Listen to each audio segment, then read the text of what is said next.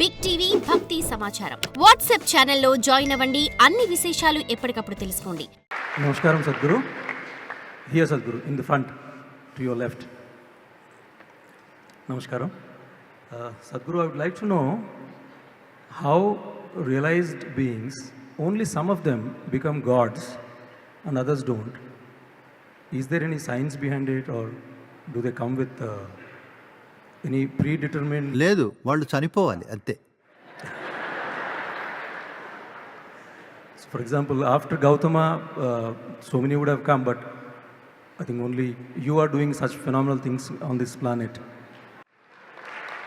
ఏం చెప్పదలుచుకున్నారో మీరు నాకు? Only you are likely to be the next god, but then already you are a god now. But I'm saying, why only you? For example, in these 30 years, so many disciples, so many people you have cultivated. Would you make one of them as capable as you? In the days to come, in the years to come, can we see one of your disciples as Sadhguru?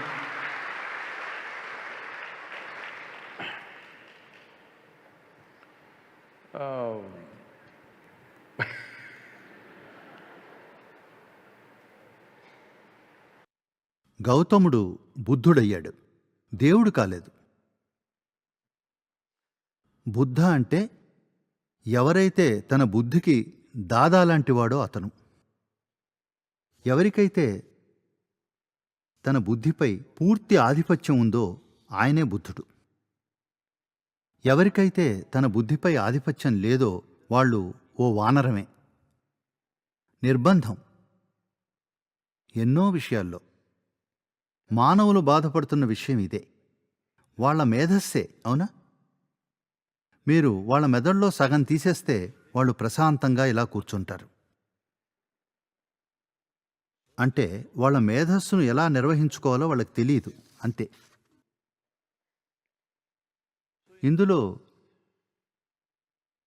దేవుడు ఎక్కడి నుంచి వచ్చాడు? మీరు ఒక విషయం అర్థం చేసుకోవాలి. ఇది దేవుడు లేని సంస్కృతి.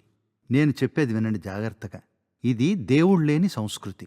ఈ సంస్కృతిలో ఒక్క దేవుడు అన్నది ఎప్పుడూ లేదు. ఈ సంస్కృతిలో మనం ఎప్పుడూ మీ జీవితం, మీ కర్మ అనే చెప్పాం. ఏకీభవిస్తారా లేదా? దాని అర్థం ఏమిటి? కర్మ అంటే మీరు చేసేది. నా జీవితం నా కర్మ అంటే దాని అర్థం నా జీవితం నేను చేసుకుంటున్నదే అని. అది స్పృహతో చేస్తున్నారా లేదా అన్నదే ప్రశ్న. పైకి చూసే సంస్కృతి కాదిది, లోనికి చూసుకునే సంస్కృతి. దేవుడు ఒళ్ళో వెళ్ళి కూర్చుని ఉందామనుకునే సంస్కృతి కాదు మనది. ఈ సంస్కృతిలో దేవుడి కంటే ముక్తికే ఎక్కువ విలువ. More than freedom. ఎందుకంటే ముక్తి మనకు పరమోన్నతమైంది. మోక్షమే మనం కోరుకునేది, భగవంతుణ్ణి కాదు, అవునా? ఇప్పుడు అరువు తెచ్చుకున్న ఈ ఆలోచనలతో వాళ్ళందరికీ దేవుడు ఎలా ఉంటాడు, స్వర్గం ఎలా ఉంటుంది, ఈ వివరాలన్నీ తెలుసు వాళ్ళకి. మన సంస్కృతిలో మనం ఎవరం అన్నది మనకింకా తెలీదు. నేను ఎవరిని అని అడుగుతున్నాం మనం. హిందూగా ఉండడంలో ఒక మంచి విషయం ఏమిటంటే మీరు అయోమయంలో ఉంటారు. Yes, it's very good. అవును, ఇది చాలా మంచిది.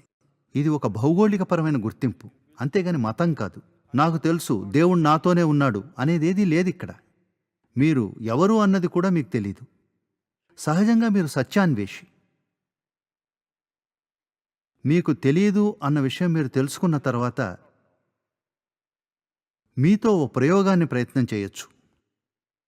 నేను మిమ్మల్ని అక్కడి నుంచి అక్కడి వరకు నడవమన్నాననుకోండి. మీరు ఎంతో స్పృహతో ఇతరులు మిమ్మల్ని గమనిస్తున్నారా లేదా, ఇది అది అలా ఎన్నో. ఒకవేళ లైట్లు ఆపేసి ఇక్కడి నుంచి అక్కడికి నడవమన్నాననుకోండి, మీరు ఎంతో జాగరూకతతో ఉంటారు, అవునా? ఆ తర్వాత అడుగు ఏమిటో మీకు తెలియనప్పుడు మీరు జాగరూకతతో ఉంటారా లేదా? ఇలా ఉండడం చేతకాని వాళ్ళు ఊహించుకోవడం మొదలుపెట్టి భయపడతారు. And create fear. లేదంటే సహజంగా మీరు జాగరూకులై ఉంటారు, అవునా? దీని అర్థం ఇదే. అజ్ఞానానికున్న మేధస్సిది. మీ జ్ఞానంతో మీరు గుర్తింపు ఏర్పరచుకుంటే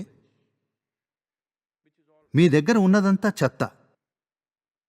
మీ జ్ఞానంతో గుర్తింపు ఏర్పరచుకుంటే ఈ భూమి మీద ఉన్న గ్రంథాలయాలన్నీ అవపోసన పట్టినా ఈ బ్రహ్మాండంతో పోలిస్తే మీకు తెలిసింది రేణువంత.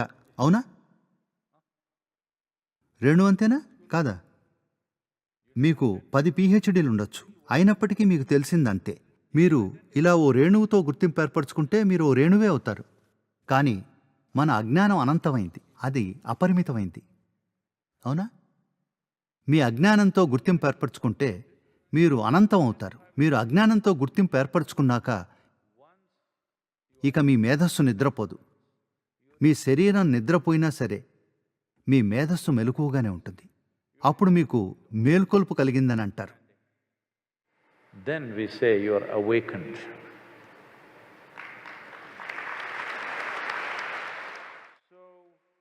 ఈ సంస్కృతిలో ఇది దేవుడు లేని సంస్కృతి. కాబట్టి మానవుడి సాధారణ శక్తికి మించి మీరు నమ్మలేని విధంగా ఎవరైనా చేయగలిగితే మీరు వారిని దేవుడు లేదా మూర్తి అంటారు. వారికి ఆత్మజ్ఞానం కలిగింది అంటాం. ఎందుకంటే మీరు చేయలేనివి వారు చూడగలుగుతున్నారు, చేయగలుగుతున్నారు. మీరు ఆయన్ని గొప్పగా చూస్తారు. అలా ఆయన్ని దేవుణ్ణి చేస్తాం. దేవుడు అన్న పదం బయట సంస్కృతి నుంచి వచ్చింది. మనకు అసలు ఇలాంటి పదం లేదు. మనం మూర్తి అని, యంత్రం అని ఎన్నో పేర్లతో పిలుస్తాం. ఈ సంస్కృతిలో మనం టెండూల్కర్ని క్రికెట్ దేవుడు అంటాం. అది తప్పు కాదు. మనం మానవ సామర్థ్యంగా భావించిన దానికంటే మించి ఎవరైనా ఏదైనా చేయగలుగుతున్నప్పుడు అప్పుడు మనం ఆయన్ని మహానుభావుడిగా చూస్తాం. దీనికి ఎన్నో పదాలున్నాయి. There are words for this. కానీ ఇప్పుడు మనం పాశ్చాత్య విధానాలను మొదలుపెట్టి ఇంగ్లీష్ భాష మాట్లాడుతున్నాం. మనం దేవుడు అన్న పదం వాడుతున్నాం. లేదంటే మనం అలాంటి వాళ్ళని మహాత్ముడని లేదా మహానుభావుడని ఇలాంటి పదాలు వాడేవాళ్ళం. ఆయన ఒక అసాధారణమైన వ్యక్తి. వీరిలా ఉండాలన్న ఆకాంక్ష ప్రతివారికి కలిగేది. మనం ప్రేమ కొద్దీ గౌరవపూర్వకంగా కొన్ని పూలు పెట్టచ్చు, మరేదో చేయొచ్చు. కానీ మీరు అర్థం చేసుకోవాల్సింది ఏమిటంటే వారిలా మనం ఉండాలని మనం ఆకాంక్షిస్తున్నాం. మనం వెళ్ళి స్వర్గంలో ఆయన ఒళ్ళో కూర్చుందాం అనుకోవడం లేదు. ఈ సంస్కృతిలో మన ఆకాంక్ష అది కాదు. మనం ఆకాంక్షించేది ఎప్పుడూ ఇదే. ఇవన్నీ పిచ్చిపోకళ్ళు పడుతున్నాయి ఇప్పుడు. ఇక్కడ ఆరాధనలు లేవు, ప్రార్థనలు లేవు, దర్శనం మాత్రమే ఉంది. దర్శనం అంటే మీరు ఒక రూపాన్ని, మీకంటే ఉన్నతమైన దాన్ని మీలో నిలుపుకోవడం, దాన్ని మీలో భాగంగా చేసుకోవడం. దర్శనం అంటే ఇదే. మీరు ఆలయానికి ప్రార్థన చేయడానికి వెళ్ళరు, దర్శనం కోసం చూడ్డానికే వెళ్తారు. ఏదో జరగాలనో, ఆయనకేదో చెప్పాలనో, ఏదో మాట్లాడాలనో కాదు, ఊరికే చూడ్డానికి అంతే. పాశ్చాత్య ప్రభావం బాగా ఎక్కువై అలాంటివన్నీ చేస్తున్నాం ఇప్పుడు మనం. వాళ్ళు వాళ్ళ దేవుడితో మాట్లాడతారు, వాళ్ళ దేవుడు వాళ్ళతో మాట్లాడతాడు. అందుకే ఇప్పుడు మనం కూడా అలా నటిస్తున్నాం, ఆయన కూడా మనతో మాట్లాడుతున్నట్టు. లేకపోతే వెనకబడిపోతాం అనుకుంటున్నాం. లేదు, మీరు చేయాల్సిందల్లా ఆయన్ని నిలుపుకోవడమే. మీరు దర్శనం మాత్రమే చేసుకోవాల్సింది, ప్రార్థన కాదు. ఇదంతా కలగాపులగం అయిపోయింది. అందుకే మీరిలా అంటున్నారు. గౌతముడు దేవుడు కాలేదు, ప్రజలు గౌతముడిలా ఉండాలని కోరుకుంటున్నారు. నా చుట్టూరా ఉన్న వాళ్ళందరూ మట్టిబుర్రలు అనుకుంటున్నారా? ఎవరూ సద్గురులా కావాలని ప్రయత్నం చేయడం లేదనుకుంటున్నారా? మీరలా అనుకుంటున్నారా? You think nobody is working? చేస్తున్నారు. మేము కోట్ల మందిని చేరుకున్నాం. ఇప్పుడు 10 కోట్లవుతోంది దాదాపుగా. ఇందువల్ల కొంతమంది యూట్యూబ్ చూస్తే సరిపోతుంది అనుకుంటున్నారు. కొంతమంది డైలీ కోడ్ చదివితే చాలు అనుకుంటున్నారు. కొంతమంది ఇన్నర్ ఇంజనీరింగ్ చేశారు, ఏదో జరుగుతోంది వాళ్ళకి. ఈ ప్రక్రియల మధ్య ఉన్న వ్యత్యాసం ఏమిటి? ఇది మీకోసం మీరు చేసుకోవడం. ఒక ఇన్నర్ ఇంజనీరింగ్ ప్రోగ్రాం ఇంకా వేరే ప్రోగ్రాంలు చేయడం లేదా యూట్యూబ్ మీద ఏదో ఒకటి వినడంలో ఉంటే ఒకటి ఆసక్తి కలిగించడానికి, రెండోది పరిణామానికి. వినోదం అంటే తెలుసుగా మీకు? ఇది ఆధ్యాత్మిక వినోదం. మీ ఆలోచనల్లో, అనుభూతుల్లో కొద్దిగా మార్పు రావచ్చు. ఇది పరిణామం కాదు, చిన్న మార్పు అంతే. అది మీకు ఉపకరించదనట్లేదు, సహాయపడుతుంది, కానీ దానివల్ల పరిణామం అన్నది లేదు. పరిణామం అంటే మీరు ఒక వ్యక్తిగా, ఒక రూపం. ఈ రూపం పరిణామం చెందాలి. అది జరగాలంటే ఇంకా విశిష్టమైంది ఏదో జరగాలి. మేం చూస్తున్నాం స్పాన్సర్ల కోసం. ఒకవేళ ఇది కనుక వచ్చే కొన్ని నెలల్లో జరిగితే మేము ఇన్నర్ ఇంజనీరింగ్ ప్రోగ్రాంను ఉచితంగా అందించాలనుకుంటున్నాం.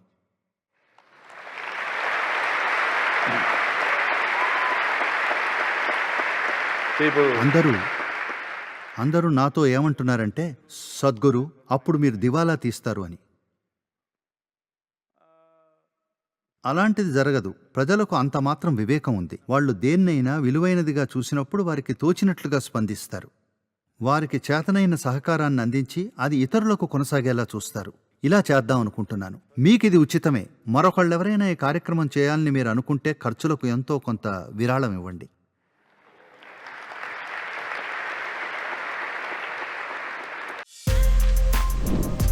For more videos like this, subscribe Big TV channel.